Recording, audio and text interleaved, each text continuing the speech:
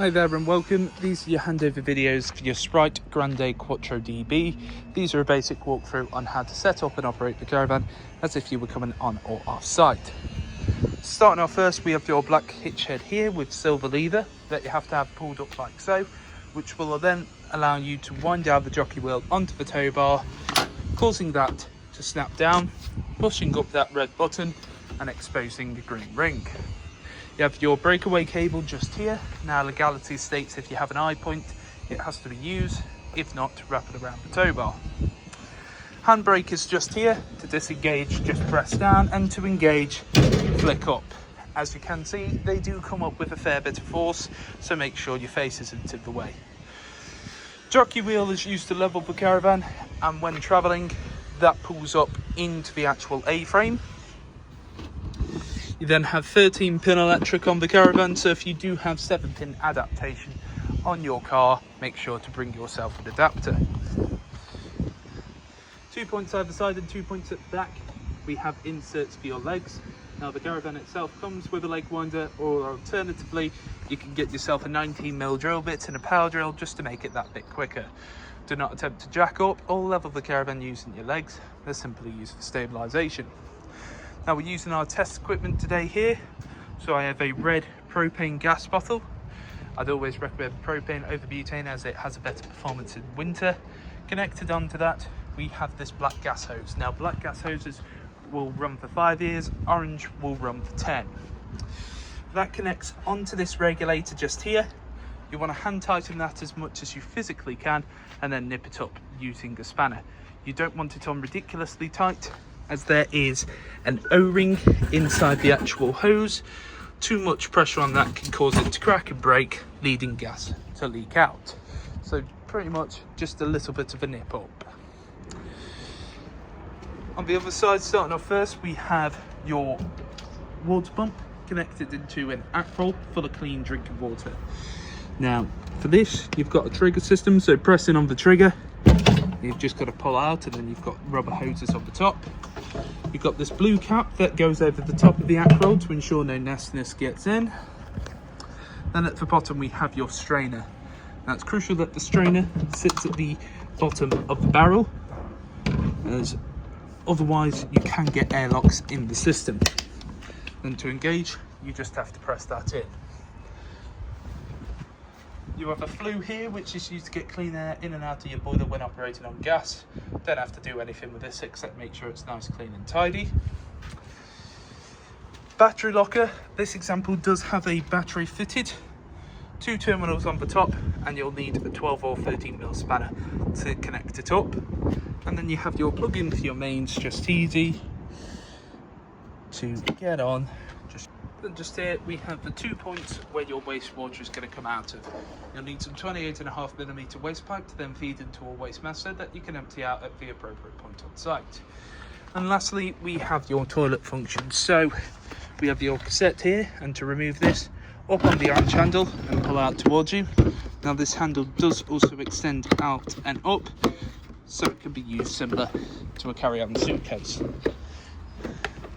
Twist this handle to the side, twist the lid off.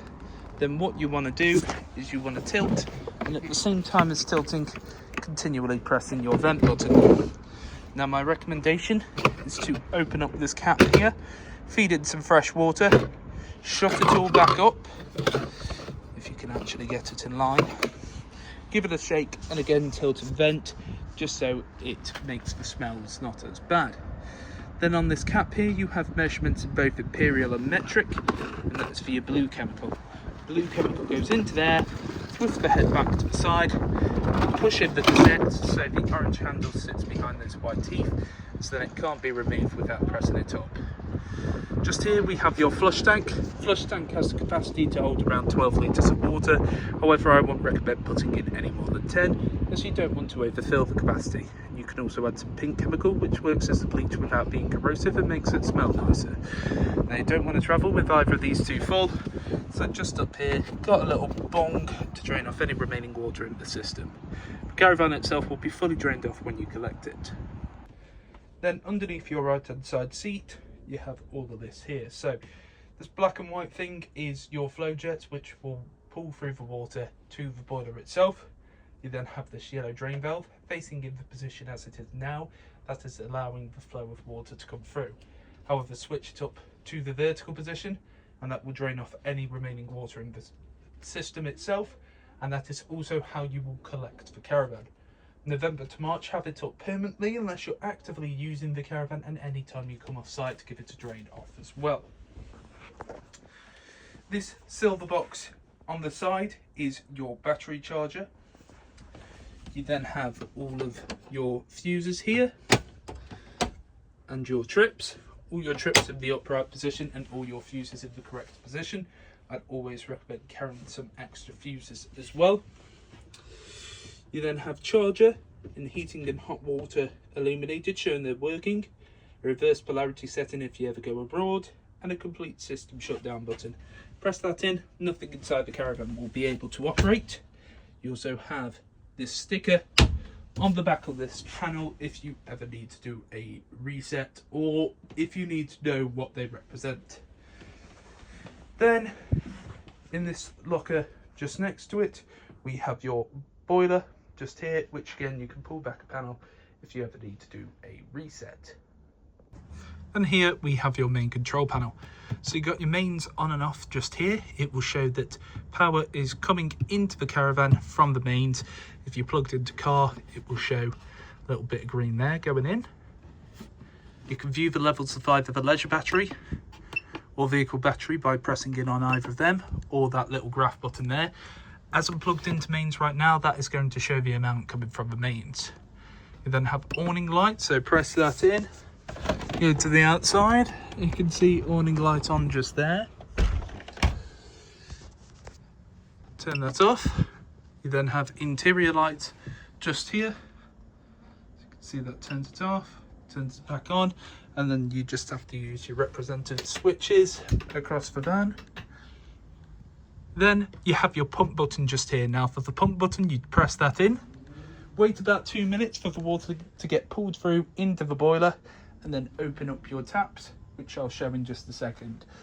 What you will have to do though is make sure that the strainer is set at the bottom of the barrel, there's plenty of water in the barrel, your drain valve is in the correct position, and your pump is plugged in correctly. Then as you can see, what you're looking for is this nice steady continuous stream. Any water that is coming out of the taps and coming out of the boiler is then being replaced straight from the ack roll to the boiler. You're after this nice steady continuous stream. Now, dependent on what taps you're going to use, also pull through on your bathroom and your shower as well. But this is just what you're looking for just here, and for around about 30 seconds you're just wanting it like so. Then once you've finished with the actual pump, turn it off just here, come over to your tab, and it will drain out the water down below. Here we have your Truma control panel. So you've got a dial here, which is also a button, and then a back button here. It will show the time and also that mains is plugged in. When I press in, you come to this screen here. So first up, we have the caravan with the thermometer in it. This is for the internal temperature of the caravan that you desire. Goes to a maximum of 30 degrees, and to select it, press in on the dial. Then let me just quickly change this over. Then we have the water heat, so you can either have off, eco, which will get the water temperature to around 40 to 60 degrees, hot, which will get it to 60, and boost. Now what boost does, it prioritizes heating the water over heating the actual caravan for around about 30 minutes. After those 30 minutes, it will then drop it down to eco.